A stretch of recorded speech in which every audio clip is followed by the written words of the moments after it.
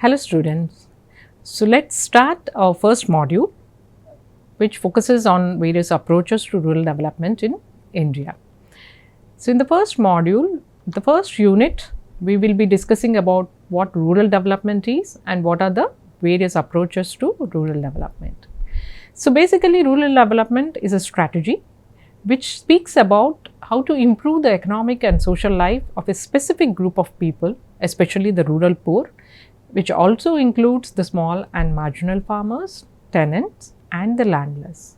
So if you look at the economic dimension of rural development, it focuses on improving the capacities and also the opportunities for people of rural areas to participate in and benefit from the growth processes.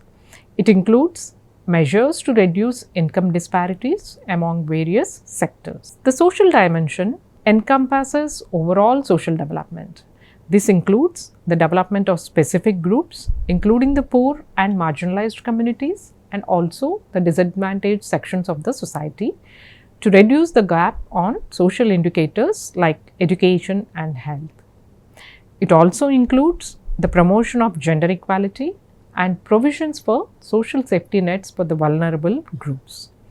The political dimension includes provisions for low-income groups, women and ethnic minorities to participate in the decision-making process. So, when you look at what rural development is all about, rural development basically means an action plan for the economic and social upliftment of rural areas. It aims at improving the quality of life of people living in rural areas. It focuses on the action for the development of areas that are lagging behind in the overall development of the rural economy. So why is it that we are speaking about rural development, and why is rural development so important? Let's look at some of the reasons as to why we need to speak about rural development. Number one, a large proportion of population is living in rural areas, and then these rural people have always lagged much behind in the overall progress of the economy. Agriculture is a major source of livelihood in the rural areas. Even now, it's a major source of livelihood in rural areas, and the development of agriculture will contribute to the betterment of rural areas and rural people, and hence the focus should be on agriculture. Lack of basic necessities in rural areas. Majority of the poor people live in rural areas. Development of infrastructure. There is lack of infrastructure in rural areas. Infrastructure development like electricity, irrigation, credit, marketing, transport facilities need to be addressed. Reduction of poverty. The reduction of poverty is also important because rural areas have maximum poverty. Development of health facilities on the social indicator side. Rural areas lack proper health facilities, and better health facilities are always necessary for the physical growth of individuals. Development of productive resources. Productive resources of each locality need to be developed to enhance employment opportunities. This will help in diversification of production activities with a view to finding an alternative means other than crop cultivation to sustain life. Development of human resources. There is a need to improve the quality of human resource in rural areas. It can be done by improving the literacy rate, especially female literacy, skill development, industrial training, etc. So let's now look at different approaches to rural development. The first one India has focused upon is the multi-purpose approach. In India, rural development started with this particular approach. The Community Development Program brought in with the first 5-year plan in 1952 was aimed at developing material as well as human resources of an area through cooperative efforts of people and the state. The Community Development Program aimed at the holistic development of rural areas, such as the development of agricultural and allied activities, development of cottage and small-scale industries, promotion of cooperatives, provision of education, health and sanitation, supply of safe drinking water and creation of economic infrastructure by way of roads, electricity, irrigation, communication, etc. Then comes the sectoral approach. As the previous approach did not succeed as much as expected, it was decided to focus on a few sectors of importance at that particular point of time. By 1960s, the main focus was on agriculture. Besides agricultural sector, the sectors allied to agriculture like animal husbandry has an important role in supplementing the incomes of the rural people and improving the health and nutritional conditions of the rural people. Following this particular approach, various programs were initiated, for example, Intensive Agricultural District Program IADP, Intensive Agricultural Area Program IAAP, and Intensive Cattle Development Program ICDP. Then comes the target approach. With several sectors lagging behind severely, which was part of the sectoral approach, rural development was reconceptualized. It was decided that specific groups of people will be targeted under this particular approach. The target was small and marginal farmers and landless agricultural laborers, for whom Small Farmers Development Agency SFDA was initiated. Marginal Farmers and Agricultural Laborers Development Agency MAFALDA was established in 1971 to 72. The SFDA was later merged with the Integrated Rural Development Program, the IRDP.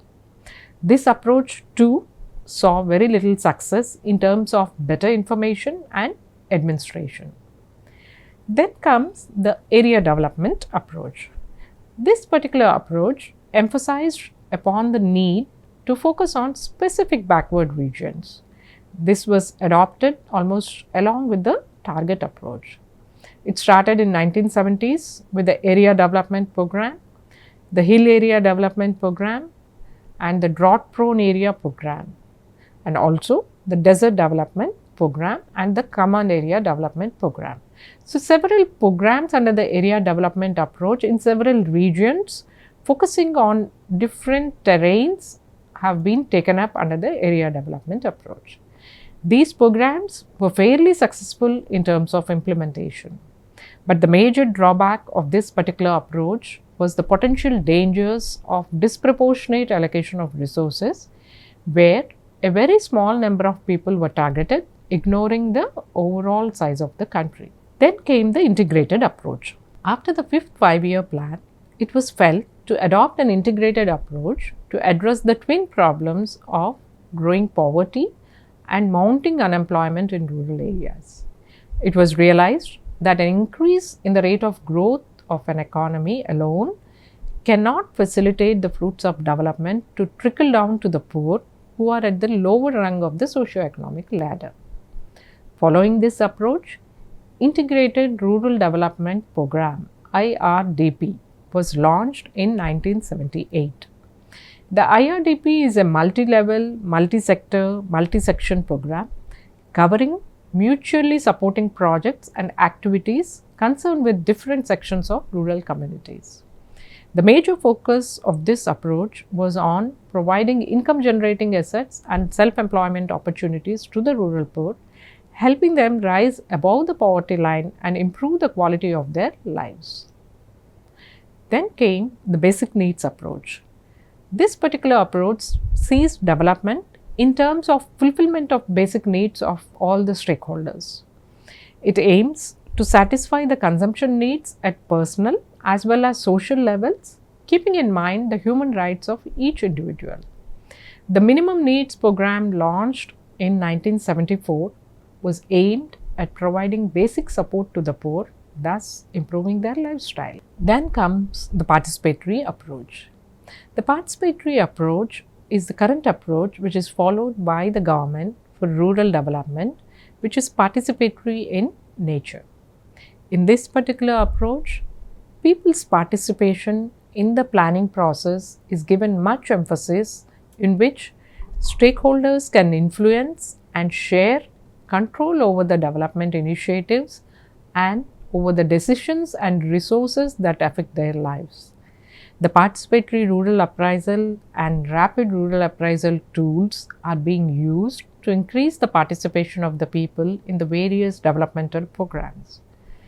Swarna Jayanti Gram Swarozgar Yojana replaced previous schemes like PRISM and IRDP under the participatory approach. It was renamed as National Rural Livelihood Mission in 2011 and finally merged with Deen Dayal Upadhyaya Antyodaya Yojana. So, this particular unit has discussed about various approaches to rural development, starting from the multipurpose approach, coming to the participatory approach. We have also tried to understand what rural development is all about and what is the kind of strategy rural development focuses on, and why we are discussing about the rural development and what are the key issues in the rural development. So, that's all in this particular unit on basic approaches to rural development. Thank you.